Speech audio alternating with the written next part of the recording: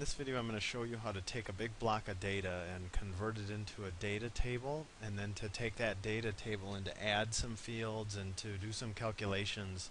And that is certainly necessary as you're working through this section of the case, because what you're trying to get me at the end of this section of the case is something that looks like this. So I've already worked this part of the case. Yours will look different.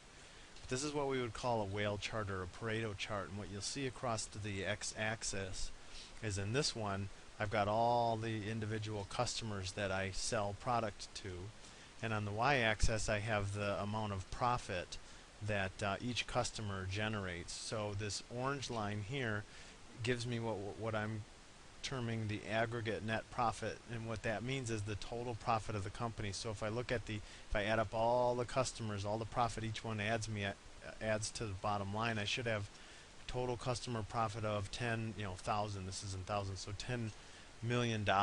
And you can see what this chart allows us to visualize is incrementally how much each customer adds to that profit. And so if the slope of this line is moving very, very slowly, as it is from here to here, that means these customers aren't very profitable.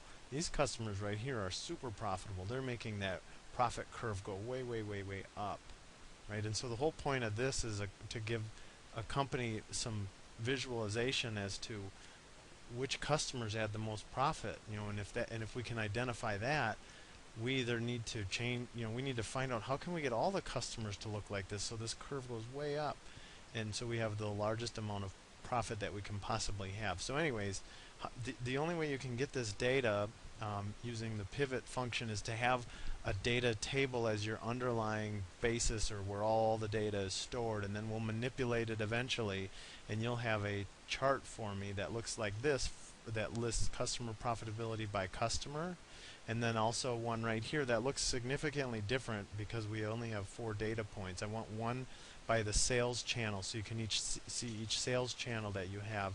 You notice which one is the most profitable. So the blue part tells me how much profit that individual sales channel, or up here that individual customer, adds by itself. But remember, the orange line is the aggregate profit. So in total, the customers add this much profit, and you can see the line went from here to here a small amount. That's because of the incremental change from the retail chart sales channel. So anyhow, again, the point of this video is to show you how to take data, which you start with some big block of data, 37,000 records, and you're going to convert it into that nice visual for me. But before you can do that, you've got to add some stuff to it, right? And so this is significantly different data. I thought, well, I'd pull over some maybe vendor instead of a customer, maybe vendor information, and we can look at how to add columns and calculate totals. And so in this case, I've got a purchase date. I'm buying either plastic, steel, or wood from 3 different vendors, A, B, and C. And so each time I make a purchase, I have a record here, and I think this set of data is 300 records long. So there's a lot here, enough to where I can't really summarize it by looking at it, and that's where a pivot table comes in handy, and a data table allows us to get to that point to see and manipulate the data and see what's going on.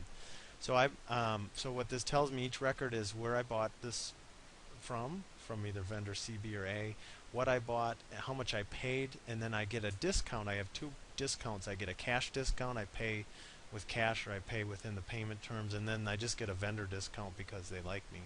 So the data here, let's first go ahead and convert this to a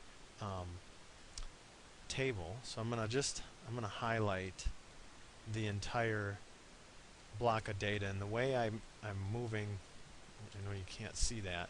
So I have this first cell highlighted, A1, and if I hold down Shift and I hit the End key once, and the End key is right above the Page Up button.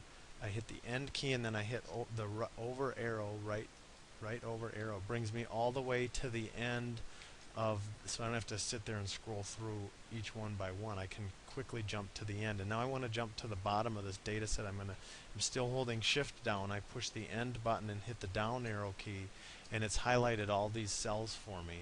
And now what I'm going to do is I'm going to go up to the top. You can't really see this. I'll maybe try to fit it in the window here.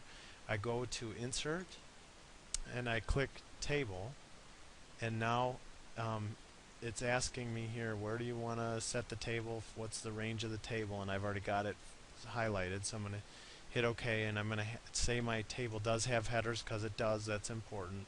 Hit OK, and this thing has been changed to a table. That's an important step, because from the table I can create a pivot table. The pivot table takes the data and pivots it, turns it around into different ways we want to look at it. Okay, so from here now, this data doesn't give me everything I need. Maybe I want to total how much the cash, or how much in total the discounts are dollar-wise that I get from the vendors that I buy product from. So if I want to add a field of in here, I'm going to highlight. Maybe I want to change and add the cash discount as a dollar amount. And I know you have to do something similar in the customer data. You've got to convert each discount you get as a percentage, and we'll say this is a percentage, 2%, 1%. You've got to convert that into a dollar amount. So I'm going to click on the column here that I want to insert. Right click, I click insert, and you'll see it adds a column for me, and that now automatically expanded the size of the data table. I'm going to highlight this. I'm going to change the heading on it so it makes a little more sense. I'm going to say cash discount and maybe just put dollar sign so I know it's a dollar and not a percentage. You'll notice the numbers changing here. That's because I have some functions in here that are randomly generating numbers, so you can just ignore that. But if I wanted a dollar amount, I'm going to take and create a formula. I'm going to say, well, this is a percentage, so I take a percentage of what? Of the total cost of the item I bought. So I take the cost column times the cash discount percentage column, and you'll notice that it populated all the way through for me, all the way down to the end now. I know exactly how much of the cash discount is in a dollar, as a dollar form. Okay, so that's important, and you'll need to do that several times in the data table that you provide for me. I'm going to do it again for the vendor data. I'm going to go ahead and let's see if this works the same way. So if it's at the end, how do I add it? I could just add it here. I could insert, and I could say, okay, I want to make this the vendor dollar discount column. So I could change the heading, vendor discount, and I want that as a dollar amount. And so I again would take the cost of the invoice and multiply that by the vendor discount. Populates everything for me. So that's good. I might also want to add a total discount field. You have to do something like this in the data you're providing. You see what I did is I just added a heading here to the column next to the vendor one, and it expanded the size of the data table for me. So I want total discounts and maybe in a dollar format, so we can change the heading description there. And all I have to do here is make my formula add correctly the total dollars. So that's why I converted the percentages to a dollar. I can now take this, the cash discount amount plus the vendor discount amount. There we go. We've got it as a total discounts.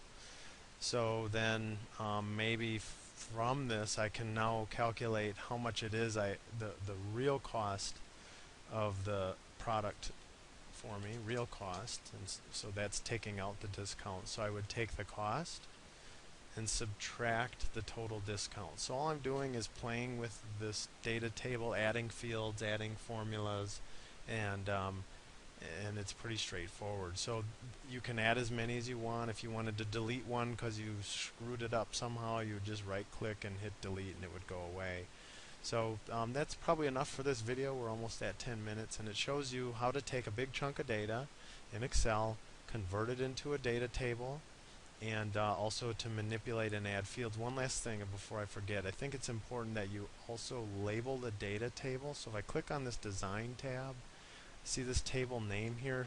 Excel defaults the table name, and that's not very helpful. We should probably put a description in there that makes some sense to us. So I could say something like, I don't know, vendor data. So I've now named the table, and I can reference back. You can see if I click on that again, it holds that name. I can reference back to that as I create my pivot table. So that's probably enough for this video. That gives you enough, hopefully, to convert the big data that I've given you into a table and to manipulate the data to give you the right totals.